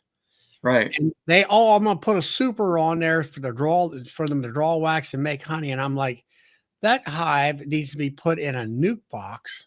Yep, it does. And you need to build it up. That hive ain't gonna do anything for you. Yep. And I told him, I said, you need to condense the hive down to 1 box and all this other stuff. And Yep. they don't, oh, I got plenty of bees. I said, if you get to the point where you can't see the frames, Then you got plenty of bees. then you got plenty of bees in there. Yeah. They're not But- getting ready to swarm or anything like that. That a smaller hive like that. Yeah, you need to put it in a smaller box. And even you have to go down to a 2-frame box. Let them build that up and then put them in a 5-frame box. And it's the more bees you have, the better off you are, because then you're not going to have to worry about another hive coming in and robbing them out. So, Yeah, it just like DC said, bee power. Yeah, you got to have that bee power. You got a population if you want a strong hive. and most new beekeepers, they don't understand that. They see bees, but it isn't like the density of bees in the boxes. They don't quite understand. Yeah, and I mean, I'm probably going to hear a lot of pushback about this one, but the bee clubs teach put them in an 8 or a 10 frame box, 8 or a 10 frame hive, let them build it out. Instead of putting it in an 8 or a 10 frame box, put them in a 5-frame box, a 3-pound pack of bees. Exactly. Let them build those 5 frames out, stick another 5-frame box on top of them. Now you got 10 frames of bees. Now you can put it in a you got drawn wax. Yes, you got drawn comb and you got 10 frames of bees, and it's a strong 10 frames of bees. And when I first started out, I was using medium boxes, and I put a 3-pound package in a a regular 1 medium box. Yeah. So some guy said, well, they won't fit all in there. I says, they sure did. It was one of them cold, rainy days, in the spring. they'll fit. And they were all inside that box. Yep. And then, like I say, it's like I tell people, I said, you have to manipulate the bees to get them to do what you want to do. Well, put that thin syrup on there. Yep. And put them in 1 5-frame nuke. Let's say it's a deep. Yep. And they will draw that you have made them to focus on 5 frames and 5 frames only. And they can't get away from it because that's all the space they got. And they'll draw that wax out, and she will start laying probably before they hardly get all the wax drawn out. So they have to draw the wax out because there's eggs in there. Yep. And and all that. And then when you get that done and she's laid up a good portion of it, 3 or 4 frames, then put another box up on top. Their population will be growing, and they're ready to explode. Put another box on top. Yeah. And if you got a really good, strong queen in there with them, as soon as they start pulling that cell out, she'll drop an egg on it. Mm-hmm. And force them to build it out because the egg in there. So you got a good queen. You'll pull a frame out, and it won't be fully drawn out yet. It'll just be be a 1/4 inch or so on it, and you'll see eggs in it. Yeah, it's already bees starting to draw a comb out. I've seen that. I've seen it. Yeah, I've seen that too. Yeah.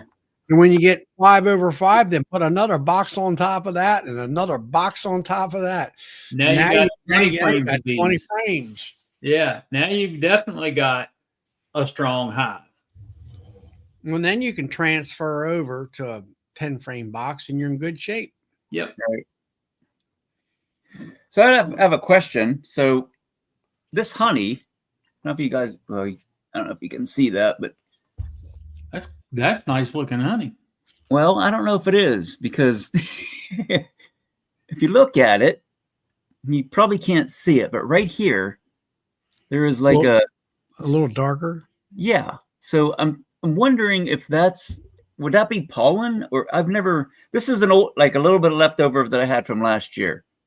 Because I'm still selling last year's honey because I got nothing for this year. So Well, is that crystallized a little bit? it's not because it almost looks like it's starting to, but it's been this way for several weeks. Yeah, but does it have sort of like a cloudy look to it? No, It's It just doesn't like, look like it. it's almost like it. You know what? If somebody sold this to me, I would say there's syrup in here, but I know that there's not because it's my honey. But you can see it right here. I mean, you guys probably can't see it because all this glare. Raise it up a little higher, Darren. Raise it up. Yeah, right you see that? See, or it's a little darker right Yeah, there. it's Yeah. a little bit of a cloud there on the And would be your left hand side, Darren. Yeah, and over time it'll kind of like build up, and then it seems like if it heats up, like if I'll put this outside and it'll heat up, and then it sort of clears up.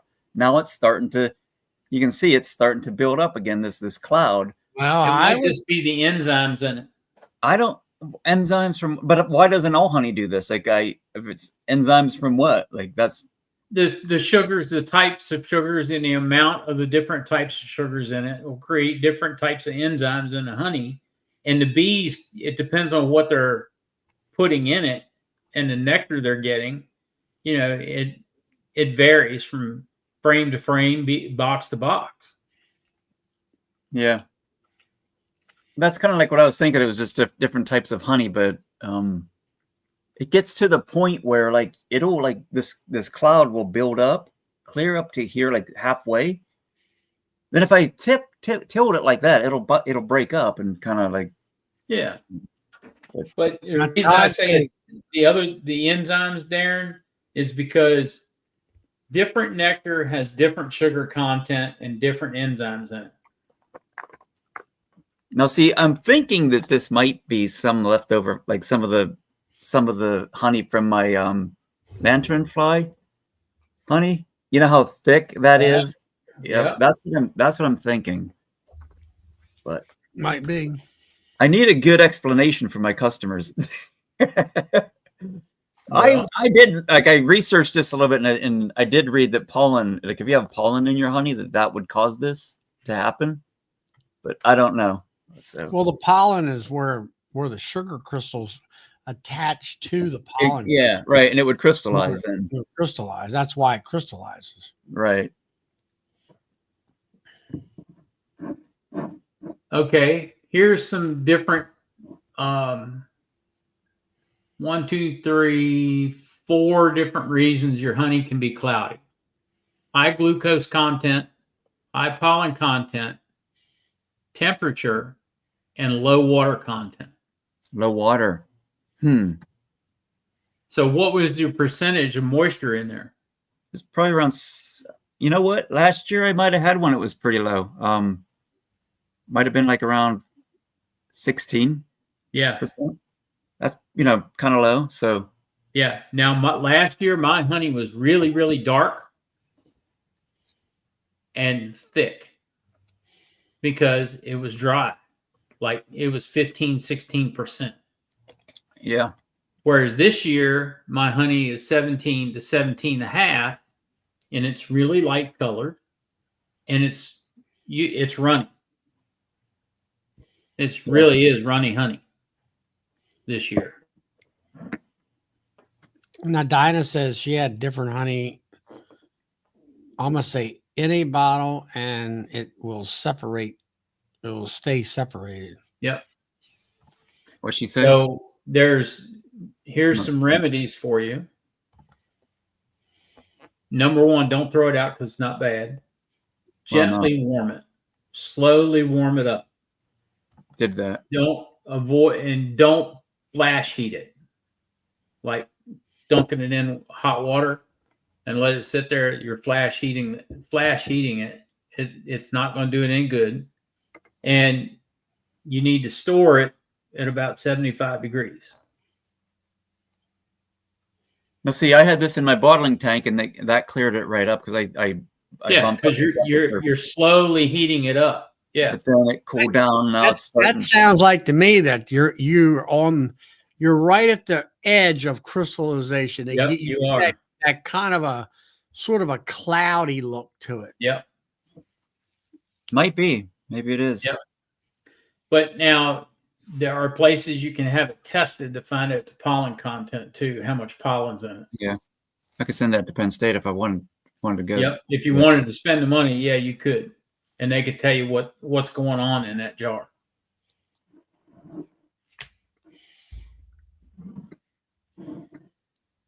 So, looking at my honey bottles, here's my I don't know if anybody's been following what I've been talking about lately, but I got a lot of things going on at the honey house and new labels and websites and stuff. But here's my old labels. This label here. Can you see that?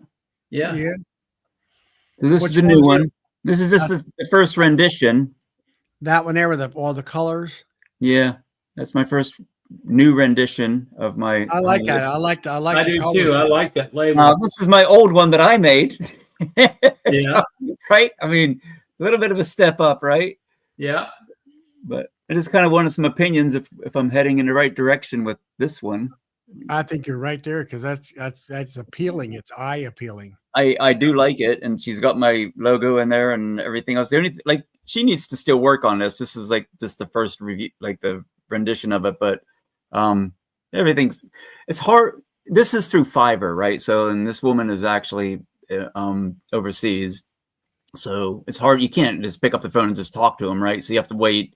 You have to message them, and you got to wait basically like 10 or 12 hours for them to message you back, and it's still all through text, so it makes it tough. But then of course you're saving money on it, so that's the upside to it. But I told, like, when she originally did this, she put like a bouquet of flowers in here, and she said that it was she said that like was representative of like the summer flowers, and I said no, it looks more like a funeral home bouquet.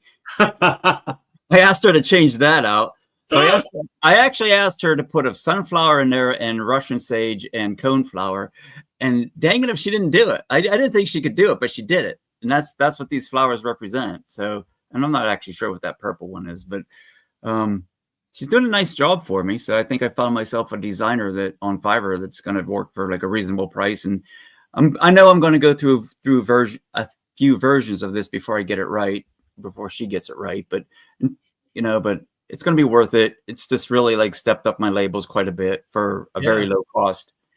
But now, are they on rolls, Darren? Or are they? No, these ones were on sheets. I got them on sheets because the sheets were cheaper. I didn't want to print a lot off because I wanted to do the rolls, but that's for like high volume. So I'm doing sheets now until I get it down to like that final version, and I can say like, yeah, I approve this.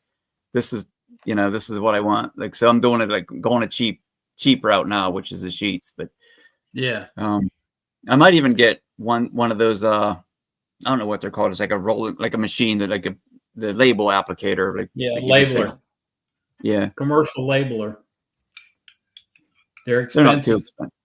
Yeah, I was thinking like expensive. 150, 200 Now bucks. you can get that. You can get that like a rack with a pin across it, where you put the rolls. Yeah. on Yeah. the thing, and you can. It's got like a little thing where it peels the label off. Yep. I think you can buy them for about $50. All right, here's Dinah Monday. She sent her thing. Go ahead and look at that. See how the top they're starting to separate. Yep. Yeah, I can see that. Yeah, it's two different types of honey in there. I don't know. That's what that looks like. It's two different types of honey because the enzymes and sugar crystals from the different types are not going to mix. They're going to stay separate. So Dinah, explain that in the chat if you can. Is that what it is? Is two different types of honey? I've had that problem where I've tried to mix a light and a dark and they don't work too well.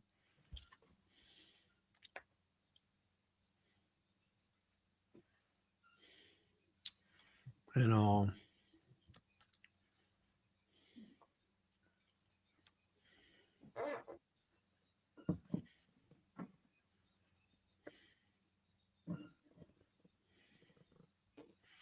All right, Todd said $85 on. Yeah, if you're using a round jar, but if you're using a classic jar or a queen line jar, you can't use that labeler because it rolls the jar.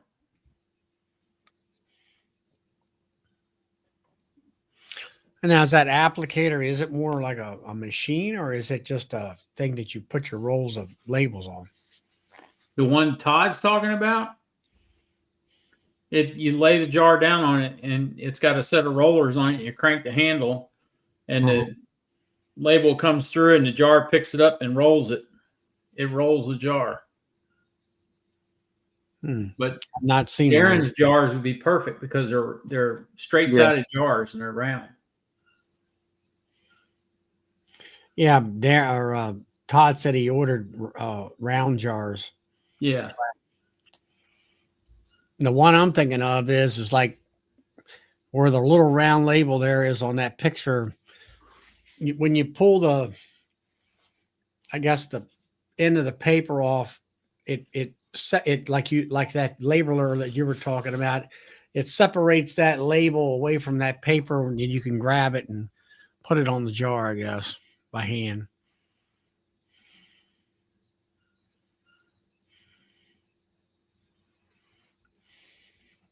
Yeah, it started with dark on the bottom, and then it wanted to go to the top. I get, like you say. Yeah, you can see it in the photo. Yeah. So how is she explaining that to customers? I wonder. Did they ask? That's pretty obvious. That's kind of like what mine looked like in the beginning, but it was kind of reversed. Like it was light on the top and dark at the bottom. Yeah, Todd, we can talk about that. Yeah. Anyway, that's interesting. Yeah, it is. It's kind of a neat look to it too, you know? The dark on the top and the light at the bottom.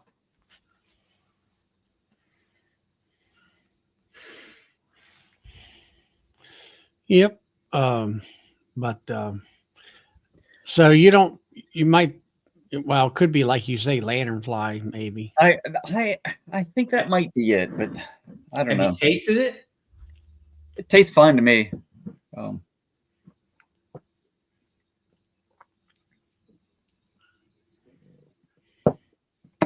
Nobody's really questioned it, so I guess I shouldn't worry about it too much. Yeah. Once in a while, you get a customer who they'll start doing this, like looking at it, like they really know what they're looking at, but most of them just grab it and just take off Yeah. with it.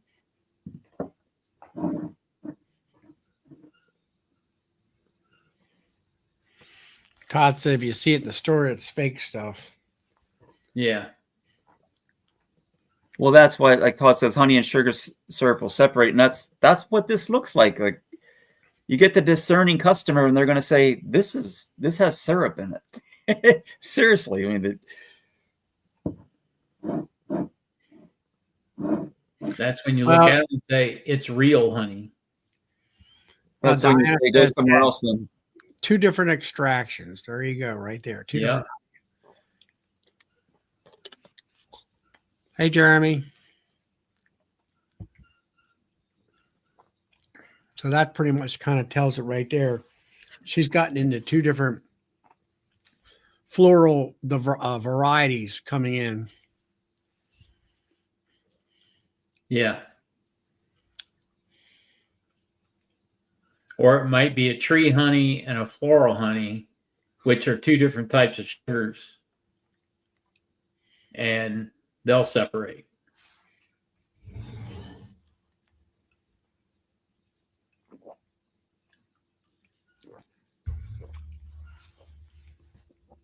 Yep. Yeah, sugar syrup goes to the top, honey goes to the bottom.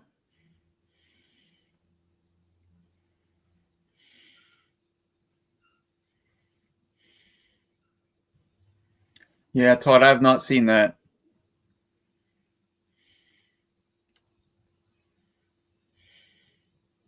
Dinah says it was popular last year.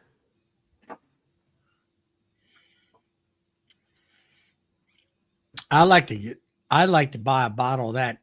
What's it called? Kudzu purple honey. Oh yeah, that's expensive. That would be a honey I would like to Yeah, find. I would like to find it. yeah. I'd like to find just a little bottle of it. Where's Dinah from? Is she in your area, Charlie? Yeah, she's a couple counties over. Okay. It's about an hour from the house, I guess. She's got bees, I think, at her sister's place, which is a farm, and it's got it's an area where there was a building or whatever, and it had a cement um, area for the animals to walk around on, cement pad. So that's where she keeps a lot of her hives. She does a lot of nuke sales and things like that, and Okay. she's big on vaporization. Is She's the Dinah first. still the president of your club, Charlie? Who? Is Dinah still the president of your club? No, she never was a president of my club. Oh, okay. She's 2 counties over. Ah,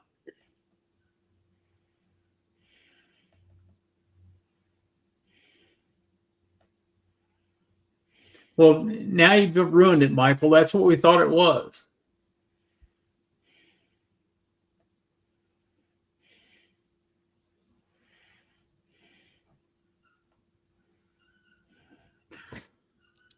What was it? He said it was him smelling, or Yeah, he said his wife made him take a shower because of the scent, and it was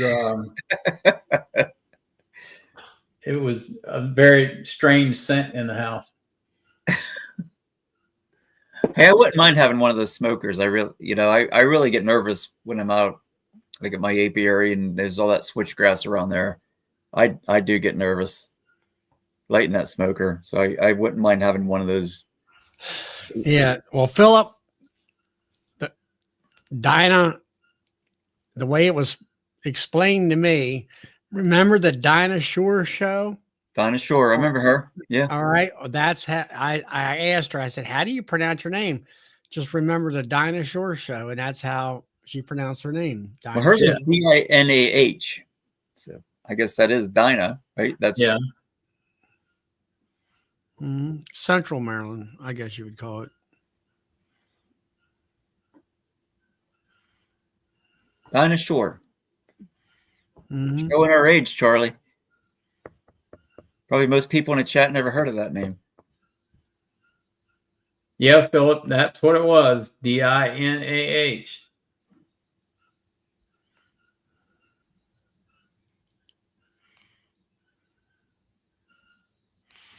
Yeah.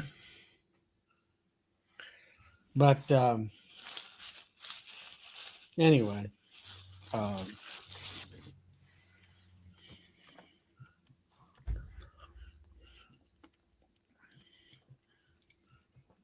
I'm glad that Phil or Darren, you're, quite successful this year. Yeah.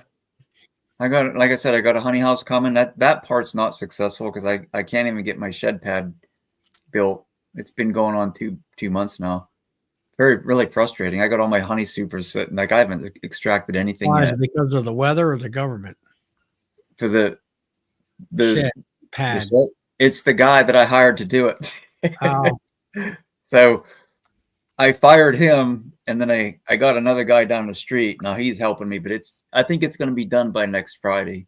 So, and the company, like the shed company, is like threatening to like start charging me for like holding the shed, right? Because it's sitting on their property. So it's been frustrating. This whole year has been like that. But, so I'm going to be like in like October, like probably like extracting my honey.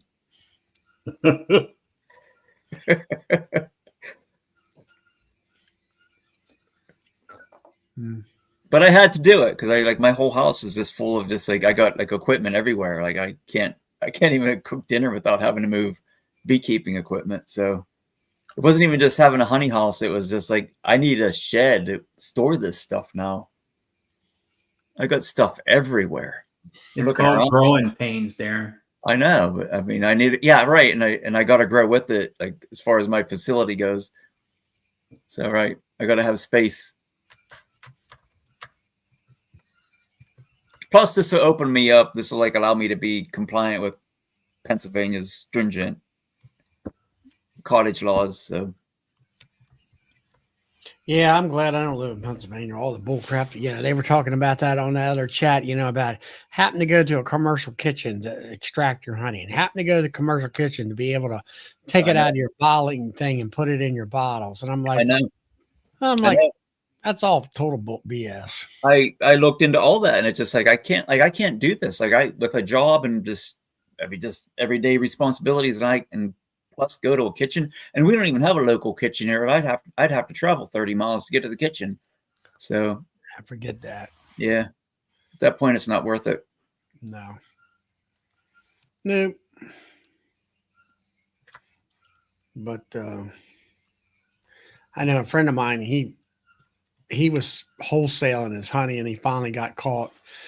But they had in their house a honey room, I guess you would call it. And they had stainless and stuff like that. So they had it, they had to, fill out, 20 pages of bull crap on paper. And they got approved and all that stuff. But it's just, it's just kind of ridiculous here. So, something crazy. Well, guys, it's about 10 o'clock and I got to use that time, isn't it? Yeah, I got to go have a lady come in here at 8:30 talking about insurance and then we got, I guess we'll have some customers tomorrow. I don't know. Would it be worth opening up tomorrow or not? It's that time of the year. Yeah, all right, guys. I'm gonna go eat. I haven't even eaten dinner yet, so. That's late. All right. You're late eating dinner tonight. I am. Well, I have one of those modern women. Like she doesn't. She's modern. She doesn't cook. So. I do my own cooking. So if I'm out doing something, then I got to come home and I got to cook. Well, I'll say this. I have a very old-fashioned wife. She cooks dinner every night, almost every night. Some nights we go out. But when she cooks dinner and she says it's ready, you better get up and come to the table because if not, you're going to hear about it. Right. So. Lucky you. Well, I am lucky to have her. I'll admit that. I am lucky to have her. She's a great woman. So, all right, guys. Well, we'll see you Monday night at 8 p.m. on Bill's channel at Bees All Day. All right. I'll see you guys. Y'all have a good holiday. Thanks Monday night. Darren. See you, Darren. See you. All right. Night, everyone. Good night.